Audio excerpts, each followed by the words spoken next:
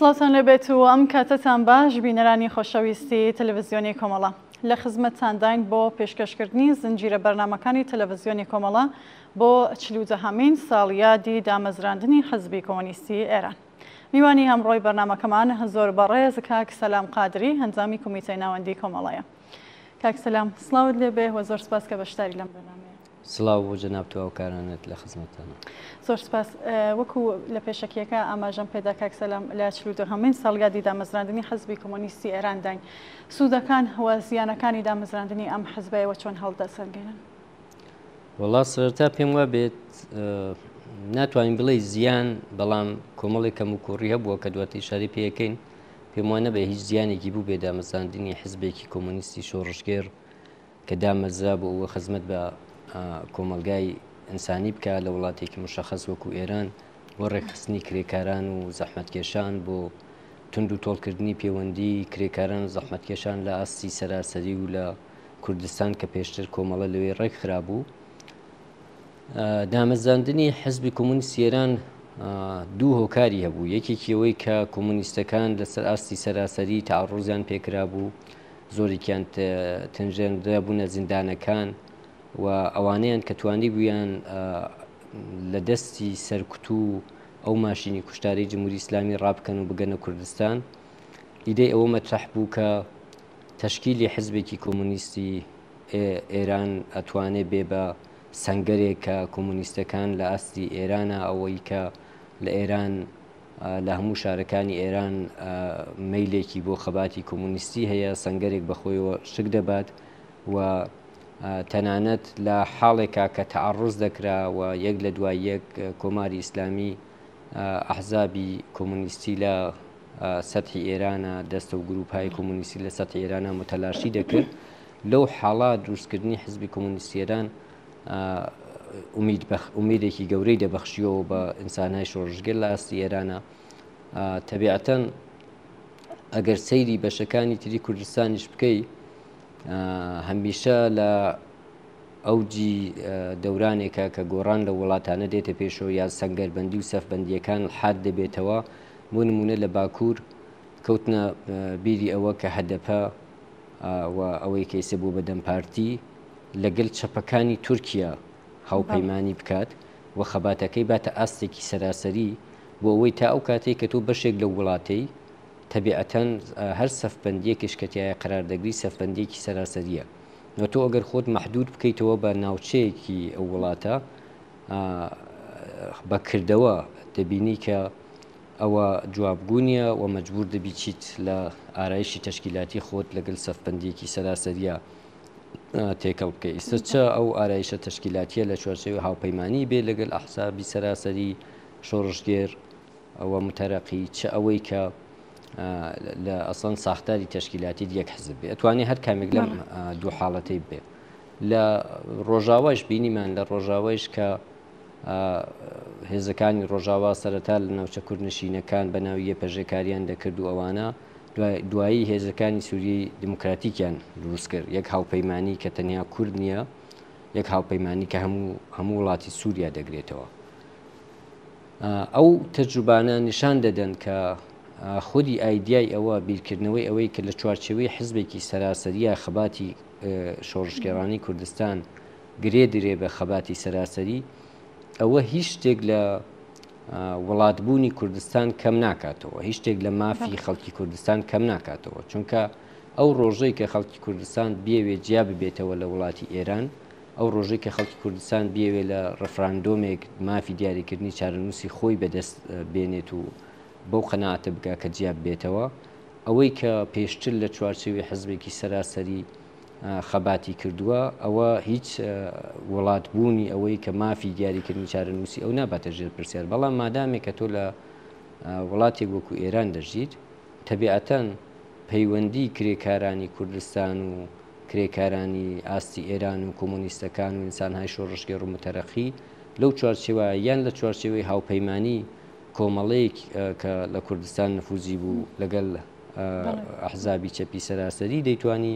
یان لە چوارچێوەی دروستکردنی حزبێکە. حزبی کۆمۆنیست دروست بوو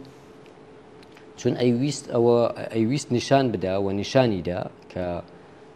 لەناو کۆمەڵا مەیلێکی شۆڕشگێڕانەی متەرەقی هەیە بۆ باشترکردنی ژیانی ئینسانەکان و ئەو مەیلە تەنها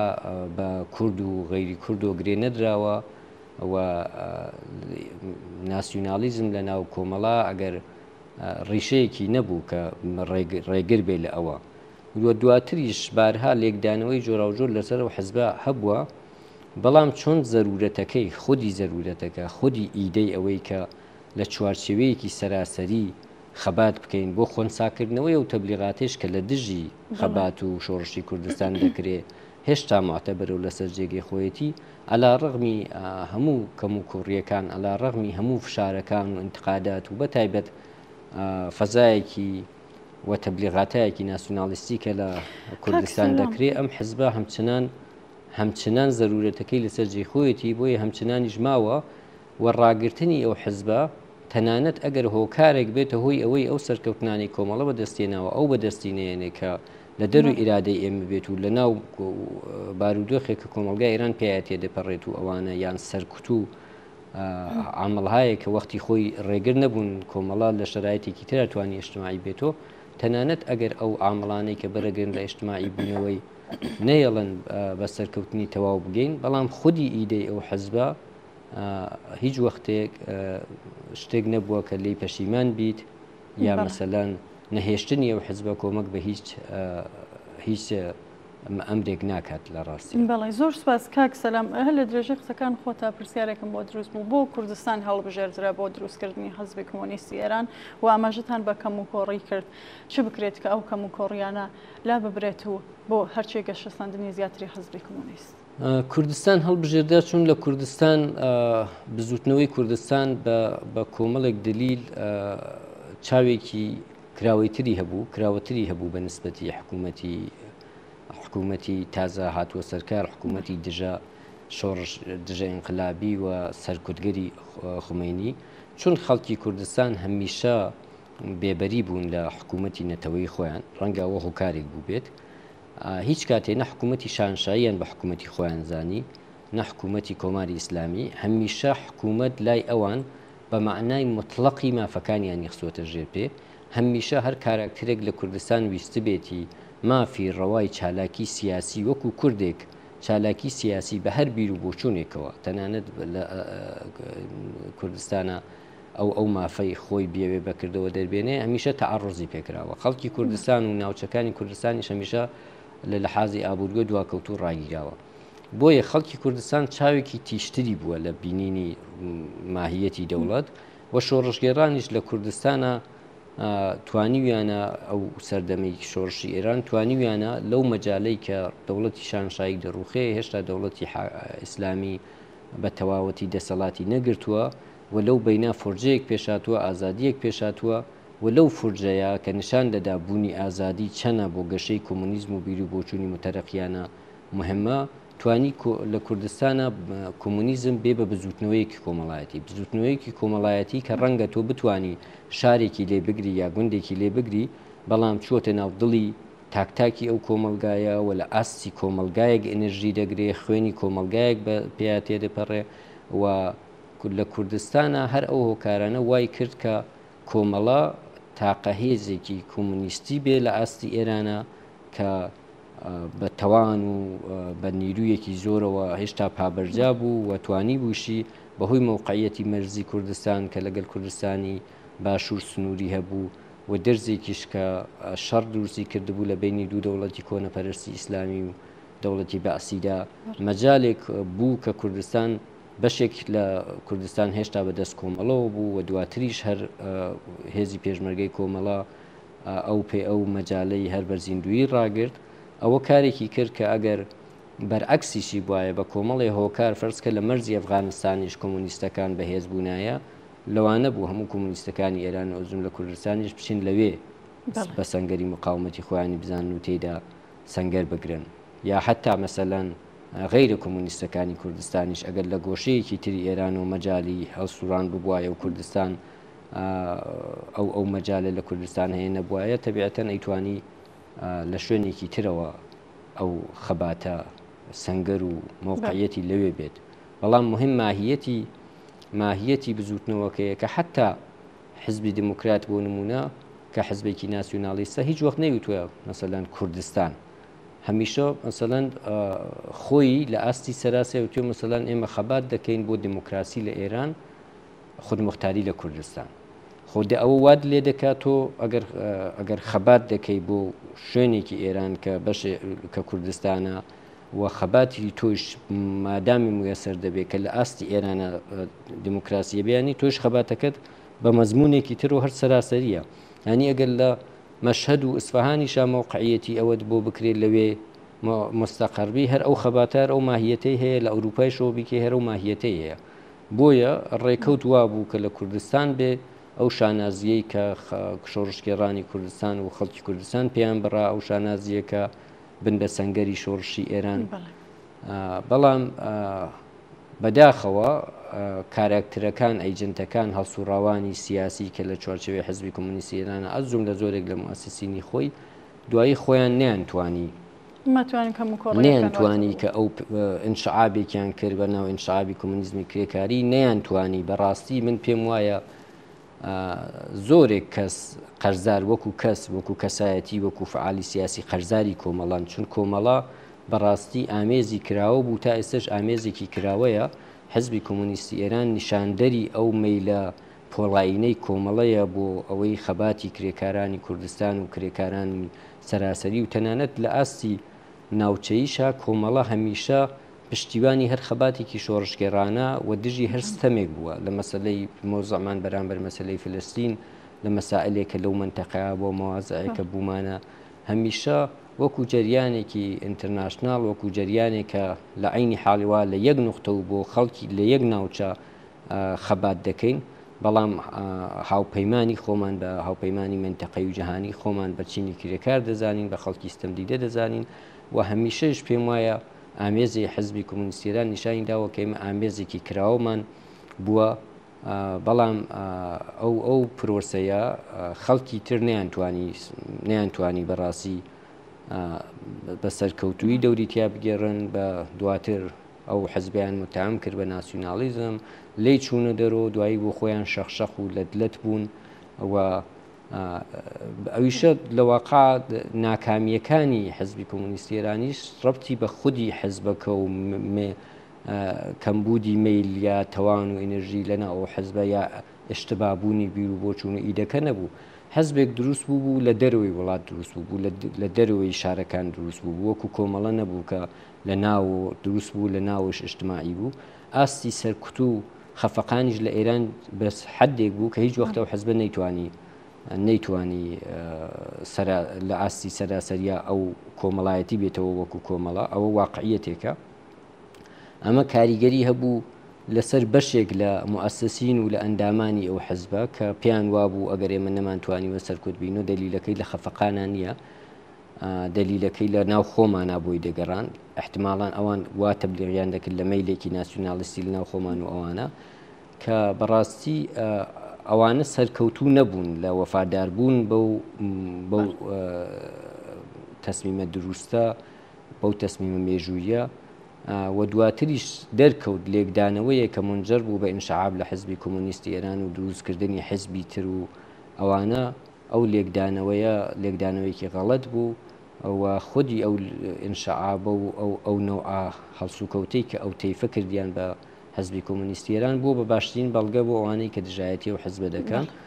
من پێم وایە ئەوانە کەم و کوڕین بەڵام ناتوانن هۆکار بن بۆ ئەوەی ئەسڵی ئیدەکە بە نەژێر سوال هەروەکو ئەرزمکردن لە ڕۆژاوا و لە باکوور دەرکەوتووەکە تۆ ئەگەر دروستیشت نەکردبێت وەختێک مبارزە حاد دەبێتەوە و دەگاتە نقطەهای حساسی خۆی مەجبور دەبی ئەو وەختەچی تەناو هەڵپەیمانی سەراسەریەوە. سپاس کاک سەلام. بە بەرفراوانی پەخش و بڵاوکراوەستەوە کە سۆسیالیزم لە هەر وڵات جێبەجێ بوو بێت نائارامی خراپی و نەئاسایشی بە وجود هاوردووە ڕای بەڕێستان سەبارەت بەم ئیدەیەکی دەزانین چی یەک واقعیەت هەیە کە ئینسانەکان وەختێک کە دێن لێکدانەوەی زانستی دەکەن وەختێک کە دێن نیاتی بەکردەوەی خۆیان هەتا زانستی ترین لێکدانەوەیش بۆ باشترکردنی ژیان یا بۆ هەر تەغیرێک بۆ هەر کارێک دێنە سەر کاغەز دواتر لە ئجرایە ئەینەن ئەوەی کە هەدەفیان بووە ئەینەن ئەوە پێی ناگەن ئەمە تەنیا لە مەوردی سۆسیالیزمەوە نییە یعنی تۆ ئەگەر بڕۆی سەیری متەفەکرینی لیبرالی دنیا بکەی لەکوێ مەسەلەن جان لاک و متەفەکرینی تری لیبرالیزم تەسەوریان دەکرد ڕۆژێ مەسەلەن ناوەندەکانی دەسەڵات کە خۆیان پێ لیبراڵە لە دنیا و خۆیان بە ناوەندی دیموکراسی دەزانن بۆ بردنەوەی قوتببندی خۆیان لەگەڵ یەکێتی سۆڤیەتی یا اتحادی جەماهیری شەوروی بچن دژە ئینسانی ترین و بکوشترین تەیف کە مەسەلەن تەیفی تاڵەبانە لە ئەفغانستان دروستی بکەن کە خودی جەوامعی ئوروپایی و خودی ئامریکایش دواتر متەزەرر بوو لەو کارە لەکوێ مەسەلەن متەفەکرینی لیبراڵ تەسەوریان دەکرد بۆ بردنەوەی شەڕی خۆیان بۆ مەنافعێک کە لیبراڵەکان هەیەە و لەسەر کاغەز زۆر پێی وەفادارن بچن مەسەلەن کۆماری ئیسلامی زەمینە بۆ هاتنە سەرکاری کۆماری ئیسلامی لە ئێران خۆش بکەن زەمینە بۆ کودەتا لە مصدق و هێنانە سەرکاری دەوڵەتی سەرکردگەر و خەفەقانی ساواک لە ئێران بکەن کە هەموو بەڵگە مێژوویەکان دەری دەخە هەر بۆ نمونە لە وڵاتی ئێران ئەمریکا کە خۆی بە ناوەندی لیبرالیزمەزانی ئەوەی کرد لە چەندین کودەتای گەورە لە دنیا بەشداری کرد ئەرجۆملە لە شیلی ئەرجۆملە لە گواتمالا ئەرجۆملە لە مالەزی کە جەنایەتکارانەترین جەنایەتەکان کراوە چاوپۆشتیان لێکرد لەکوێی مەسەلەن بیر و بۆچوونی جان لاک و متەفەکرینی مەسەلەن لیبرالیزمە ئەوە هەیە یا ئەوەی کە تۆ بۆمبی ئەتۆمی بدەی بەسەر هیرۆشیما و ناکازاکیە مناڵێکی 6 مانگە مناڵێکی 6 ساڵە کە بەیانی هەڵساوە بچێ بۆ مەکتەبەکەی لەوێ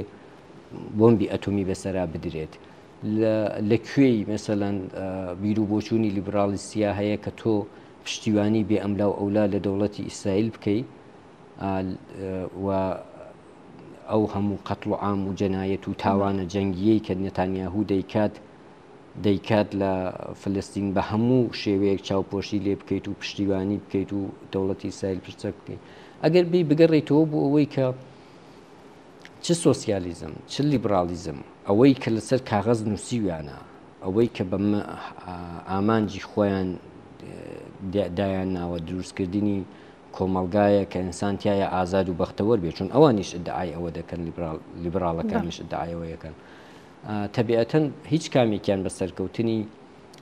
تەواو نەگەیشتون هیچ ئێجرایەک لەگەڵ ئەوەی کە دەقی زانستیە نەهاتوەتەوە تا وەکو ئەرزمکردن ئەوەی لیبراڵەکانیش بەڵام بە نسبەتی سۆسیالیزم دەستکەوتی زۆر زیاتر بووە و ئەگەر بیخەیتە سەنگێکی پێوانە کە بیپێوی کە چیش کەس خوارد و چی سەرکەوتو بووە ئەخرەبی سۆسیالیزم بەرامبەر بە بەرامبەرێک شکستی خوارد بێت خۆ هیچ کەسێ لەگەڵ خۆی کوشتی ناگرێت حتمما بەرامبەرێکیە سۆسیالیزم بەرامبەرەکەی جیهانی غەرب و ناتۆ ئەو جیهانەی کە خۆی بە مودعی دیموکراسی دەزانێ وەکو ئەرزم کردن لە چەندین شەڕە بەشدار بوون و شەڕی جیهانی یەکەم و دووەم کوێ دروستی کردووە سەرمایەداری دروستی کردووە تاڵانکردنی دنیا بۆ ماوەی 200-300 ساڵ کێ کردوویەتی هەر دەوڵەتانی ئیمپریالیستیک غەربی کردویانە ئەو سەروەتەیش کە لە غەربا هەیە ئەو سەروەتەیش کە لە غەربا کەڵەکە بووە ئەنواعی تحقیقاتی پێدەکرێ و ئەنواعی زۆرتر بەکاردێ بۆ چەک و بکوشترین چەکەکان ئەو سەروەتە لە چەوسانەوە و تاڵانکردنی وڵاتانی جۆراوجۆر کە دەوڵەتانێک کە ئستعمار بوون و چوون داگیریان کردووە بەدەستاتوە بۆ نمونە مەسەلەن وڵاتی چین وڵاتێک بوو کە ساڵها مستعمەرە بوو دوو شەڕی تلیاک کرا لە ینی تلیاکیان دەبرد بۆ خەڵکی چین ئەو وەختە دەسەڵاتدارانی ئەو وەختە ئیمپراتوری چین بەوە ئاعترازی کەوتی کاکەوە تلیاک دێنن هەرچی ئێمە بەرهەمی دێنین دەیبەن وە شەڕی یەکەمی تلیاک کرا کە محکومیان کردن بەوە هەر ئەو مبادلە ببێت شەڕی دووەمی تلیاک کرا بە هاوپەیمانی چەند دەوڵەتی ئوروپایی کە شکستیان پێهێنان محکومیان کردن بەوە و دواتر ئینقلابی چینی لە وڵاتێکی داگیرکراوی داڕزاو کرد بۆ ئابووریە گەورەیە ئایا ئەمە سۆسیالیزمە سەرکەوتنی سۆسیالیزمە نا بەڵام خۆی لە خۆیان سەرکەوتنە بەڵێ ئەگەر بە بێنیتی لەگەل لەسەر ئەوەی کە ئازادی و بەرابەری و دروستکردنی دەوڵەتێکی سوسیالیستی و لە ڕووی مالکێتی خصوصی بێنی بەوە بیپێوی بەو پێوانەیە نا بەڵام ئەوەی کە حزبی ناسیۆنالیست کۆمینتانگ حزبێک کۆمینتانگ لە چین دەیویست چین بکە بە وڵاتێکی ئمڕۆیی سەنعەتی بە وڵاتێکی پێشکەوتوو و ئەوە نەئەکرا بێ ئەوەی کە چین سربەخۆیی سیاسی خۆی وەربگرێ و بتوانێت ئیمپەریالیستەکان لە نفوذ و دەخاڵەتیان لە چین پاشەکشێ پێ بکە کە کردی و ئەو ئابووری دروست کرد لە هەروەها لە یەکێتی سۆڤێتی لە ئیتحادی جەماهیری شۆڕەوی بۆ ئەووەڵین جار ژن لەوێ بوو بە وەزیر بۆ ئەووەڵین جار بوو کە پێشەنگ بوو بەرامبەر بە دەوڵەتانی سەرمایەداری و لە بواری مافەکانی ژنان و ئێستش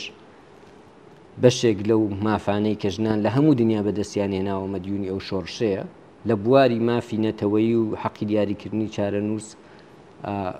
زۆر سەرکەوتوو بوو و تەبیعەتەنیش لە کۆمەڵێک بوارە سەرکەوتوو نەبوو هەروە کە ئەگەر بێنی قیاسی بکەی جنایەت هەیە کە بە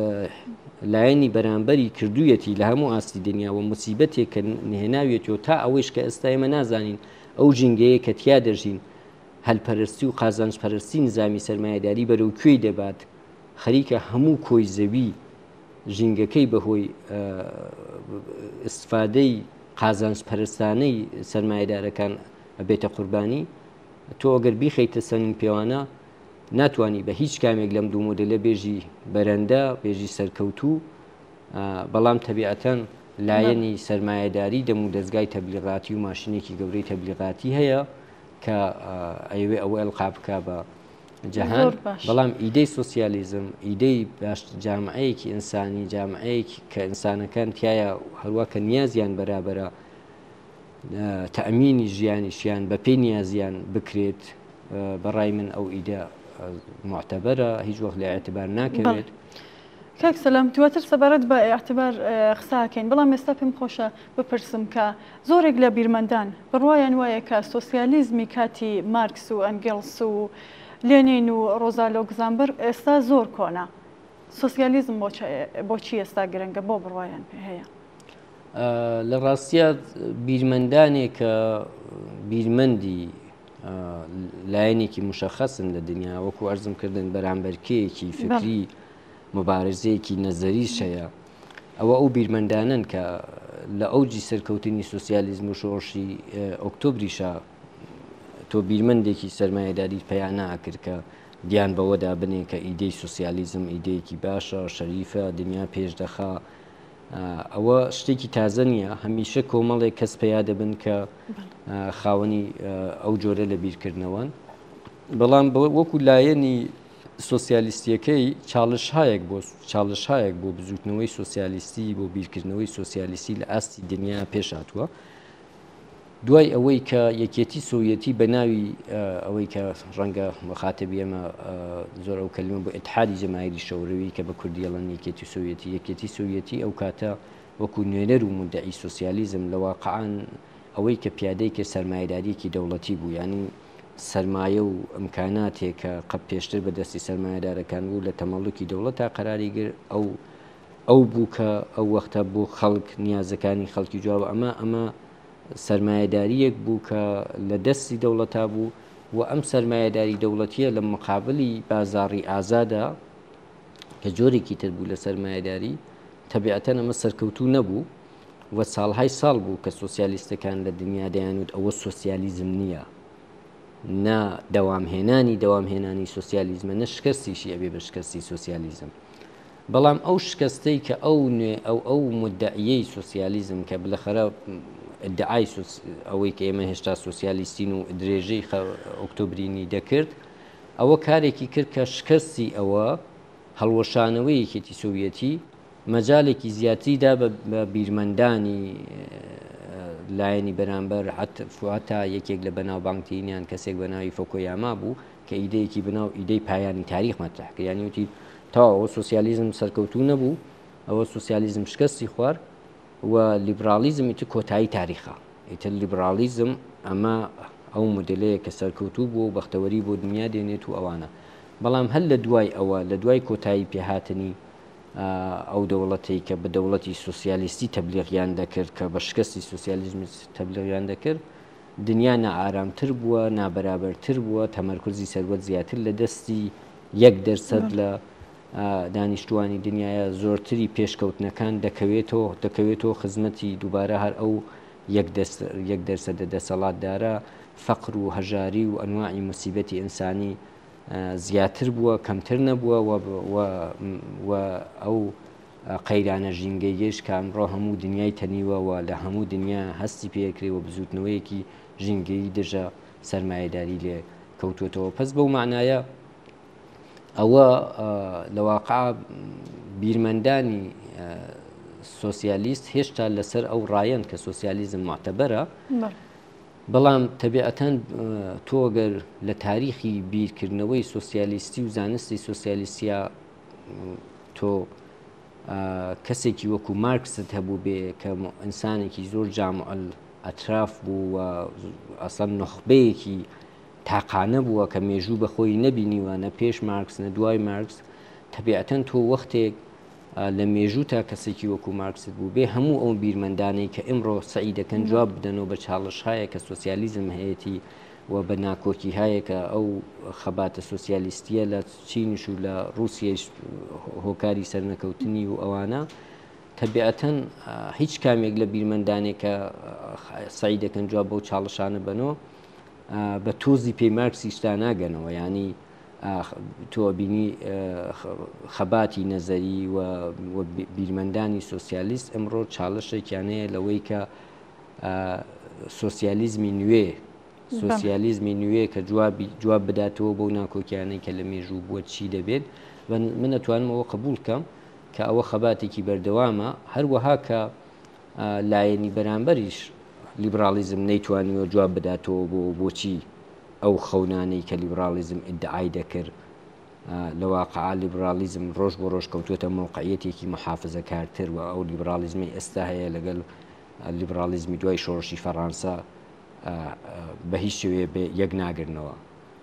و ئەوە خەباتێکی بەردەوامە نەزەری هەیە لە بینی بیرمەندانی سۆسیالیست و بیرمەندانی غەیری سۆسیالیست بەڵام هیچ کامێکیان نییە کە بە قەتعیەت ئیجماعێک ببێ لەسەرەوەی کە ئەمیان اعتباری نەماوە ئەویان اعتباری زۆرترە شتێکی وانە زۆر سپاس کاک سەلام شتێکە ئەم هەوەی ئەم پرسیارە بکەم ئەوەیە کە لە شۆڕشیەکانی ئەم ساڵانەی دوای لە ئێرانی کوردستاندا شتێکە زۆر بەرچاوە جیلی جوانە بەشداری جیلی جوان لەو شۆڕشانە و بەشدارێکی وەکووە بینین دوایین شۆڕشی ژینا بوو کە جیلی جوان زۆر کاریگەری تیا بوو پرسیارەکەم ئەوەیە بۆ جوانانی ئەمڕۆ سۆسیالیزم چۆن ئەتوانێت کاریگەری بێت چون وەکو دەبینین لە جیهانی ئابووری و دیجیتاڵێکی نوێدا دەژین بڵێ دەزانسی جوانان ئەمڕۆ بەهۆی وایە ئەوەڵین نەسلێک ئێمە نەسلێکی پەنابەرین لە جیهانی جوانانە لە جیهانی نەسلی دیجیتالیا چون ئێمە نەسلێکین پێش جیهانی پێش دیجیتالمان بینیوە هەتا جیهانێکمان بینیوە ڕۆژی مۆبایلیکیانە بووە جیهانێکشمان بینیوە هێشتا تەلەفۆن نەهات بوو و جیهان نیستمان بینیوە هەتا هەند تعدادێک کە رادیۆ ئاخرین مثلا رادیۆ و تەلەڤیزیۆن ئاخرین دیاردەیە بووە کە بینیویانە بۆیە ئەم نەسڵە جیاوازێکی گەوریان لەگەڵ ئێمەیە چون ئەوان لە جیهانێکە لەدایک بوون بە ئینگلیسی پێیان دەڵێن فەرست نیشن ینی ئەوەڵین جیلێکن کە لەو جیهانە لەدایک بوون یەکەمین جیلی دنیای دیجیتاڵن و ئەو دنیا دیجیتاڵە کانێکتی کردوون بە هەموو دنیاوە ئەگەر پێشتر ئەوەی کە پێی دەڵێن جیهانی بوون و ذاتی جیهانی بوونی سەرمایە و ذاتی جیهانی بوونی سەرمایە مەجبورە کاڵا بە هەموو دنیا بڵاو بکاتەوە وەختێک کاڵا بە هەموو دنیا بڵاو دەکاتەوە فەرهەنگیش لە هەموو دنیا بۆ ئەو کاڵایە دروست دەکات تەبیعەتەن ڕۆژ بۆ ڕۆژ جۆرێک لە مناسبات و پەیوەندی جیهانی دروست دەبێ ئەگەر پێشتر لە ڕێگەی کاڵا و پەرەسەندنی کاڵا و بەرهەمەوە بوو ئێستا لە جیهانی دیجیتاڵا دنیا گرێدراویەکی بەیەکەوە هەیە لە ڕێگەی ئەو جیهانە دیجیتاڵەوە مناڵێک لە ئەو پەڕی دنیا دەزانێت لەم پەڕی دنیا چ خەبەرە هەموو ئەو وێنایەی لە ژیان هەیە لە ڕێگەی دنیای دیجیتاڵۆ گرێدراوە بەیەکەوە ئەمە کارێکی کردووە لە پیرامونی دنیا لە وڵاتانی دواکەوت و ڕاگیرا و دواکەوت و لە لەحازی ئابوووریەوە دواکەوت و خراوی دنیا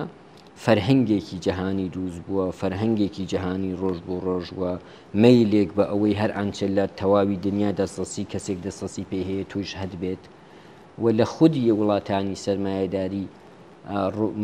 مناڵی فەقیر و هەژار هەمیشە بە حەسەتی ئەو هەموو تەولید و نەعەماتەیە کە بالاخەرە دانش و تەکنۆلۆژی و تەلاشی بەشەر تا ئێستا بەرهەمی هێناوە، بەڵام بەشێکی زۆر لە خەڵک لە وڵاتانی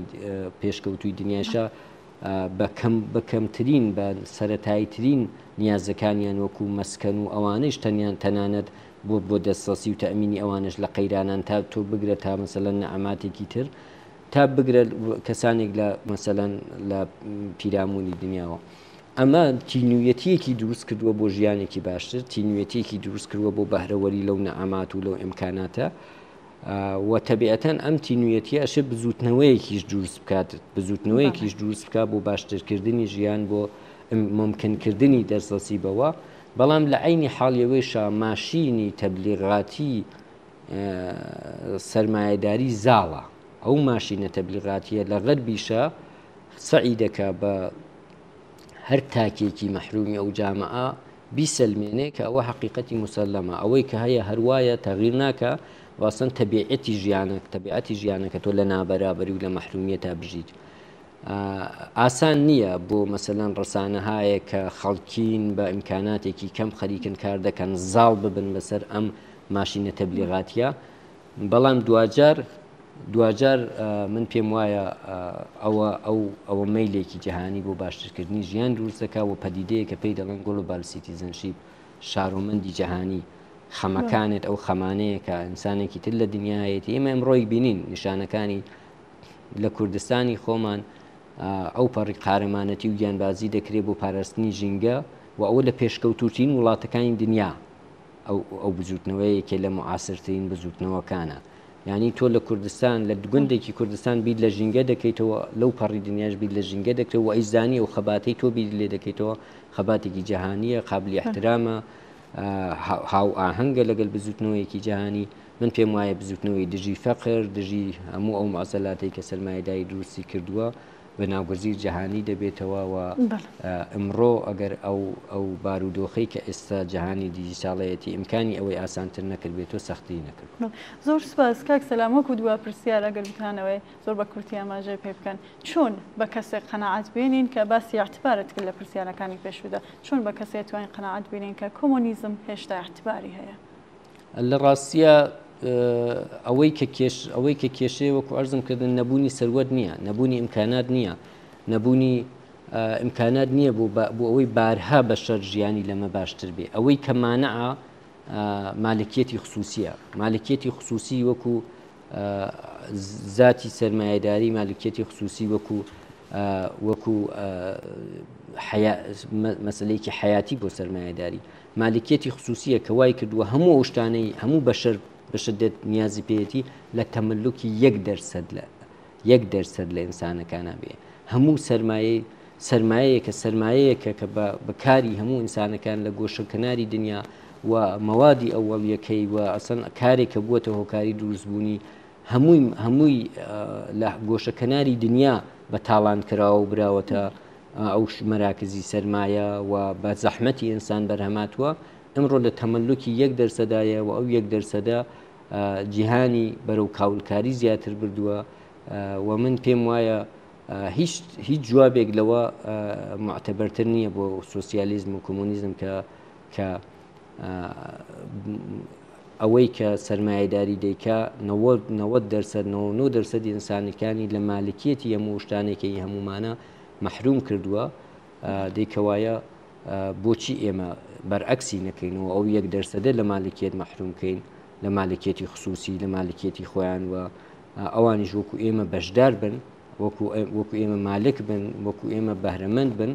بەڵام بە چ منتەقێ، بە چ قانونێ، بە چ زانستێت و ئەتوانی ئەعتبار بەوە بدەیت کە سەروەتی هەموو بەشەر لە دەستی 1% بێت لە عین حاڵەوە کە عەقڵی سەلیم ئەوە حکومەکە کە بەرعەکسەکەی بێت. بە نەزەری من ئاعتباری سۆسیالیزم لە ئاسانترین مەسئلەیە بۆ ئەوەی کە بیری لێ بکەیتەوە ئەوەی کە نامعتەبەرە ئەو جیهانەیە کە جگە لە کاولکاری و شەڕ و کاولکردنی ژینگە و مەینەتی بۆ بەشەر هیچێکی نێناوەتەوە لە حاڵێکە بارها زیاتر لە نیازی بەشەر سەروەت لەو سەرزەویە هەیە. زۆر سپاس بۆ بەشداریتان هاوڕێ سەلام قادری ئەنجامی کۆمیسیۆنی ناوەندی کۆمەڵە. سپاس بۆ ئێوەش. بەڵێ هازیزان و بینەرانی خۆشەویست زۆر سپاس بۆ ئێوەش کە تاکو ئێستا بینەرمان بوون. سەرنجتان بۆ دیتنی درێژە بەرنامەکانی تەلەڤیزیۆنی کۆمەڵە ڕادەکێش.